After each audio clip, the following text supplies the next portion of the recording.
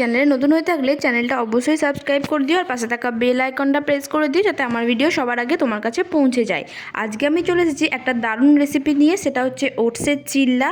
রোজ রোজ রুটি খেতে ভালো না লাগলে এটা একবার ট্রাই করে দেখতে পারো। যেমন টেস্টি তেমনই কিন্তু হেলদি, যারা অবশ্যই ডায়েটে আছে তাদের জন্যও কিন্তু অত্যন্ত কার্যকরী।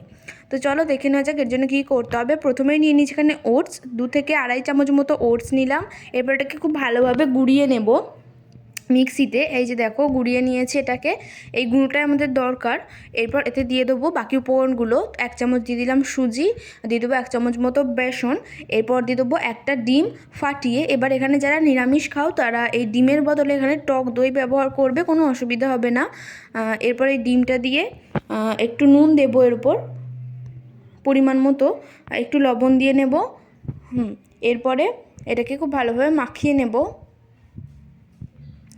এটাকে খুব ভালোভাবে মেখে নিতে হবে।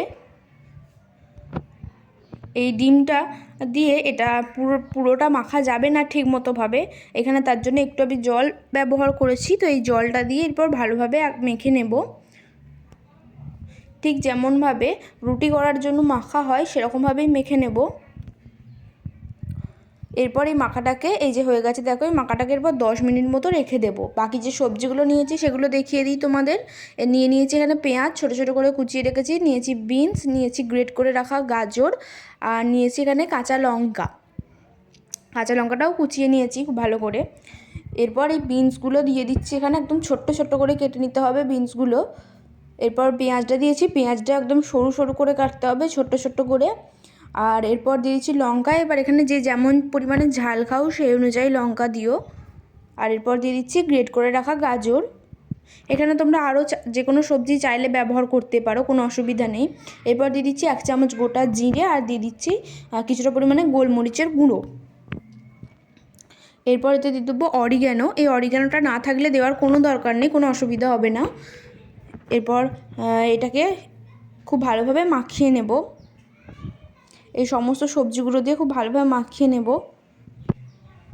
এখানে ওটসের তুলনায় সবজির পরিমাণটাই বেশি রাখতে হবে, তবেই সেটা আরও বেশি হেলদি হবে। একটু জল দিয়ে নেব, জল দিয়ে ব্যাটারটাকে ভালোভাবে মাখিয়ে নেব, নাহলে এটা দিয়ে তৈরি করা যাবে না। তো শেষে ঠিক কীরকম হয়েছে ব্যাটারটা সেটাও দেখাবো। এই যে দেখো এরকম হবে ঠিক ব্যাটারটা, এরকম হয়েছে। এরপর এদিকে নিয়ে নিয়েছি আমি একটা তাওয়াতে দিয়ে দিচ্ছি একটু সাদা তেল।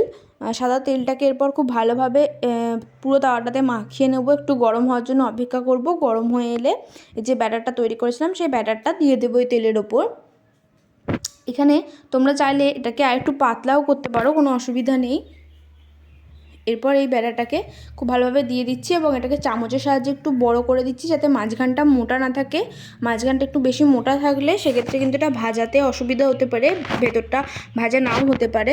তো তার জন্য চারিদিকে ছড়িয়ে দিলাম খুব ভালো করে। এরপর এটাকে ভাজা হতে দিতে হবে। এটার একটা পিঠ ভাজা হবে, একটু সময় লাগবে এটা ভাজা হতে। এই সময় গ্যাসের ফ্লেমটা কিন্তু লো রাখতে হবে, তবেই এটা ভাজাটা ঠিক করে হবে। আর এটার ওপর থেকে একটু কালো জিরে ছড়িয়ে দিচ্ছি, তাতে এটা খেতে আরও বেশি টেস্টি হবে। গ্যাসের ফ্লেমটা লো রেখে এরপর এটাকে উল্টে দেব অপর পিঠটা ভাজা হতে দেওয়ার জন্য। তো যে দেখো এদিকের এই পিঠটা কিন্তু খুব ভালোভাবে ভাজা হয়ে গেছে।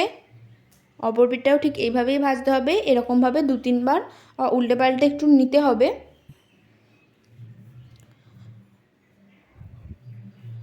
এভাবে 2-3 বার উল্টে পাল্টে নিলেই আমাদের তৈরি হয়ে যাবে ওটসের চিল্লা। যেমন টেস্টি তেমনই হেলদি। কেমন লাগলো ভিডিওটা অবশ্যই জানিও, আর বাড়িতে অবশ্যই একবার ট্রাই করে দেখো, আর ভালো লাগলে অবশ্যই একটা লাইক করে দিও।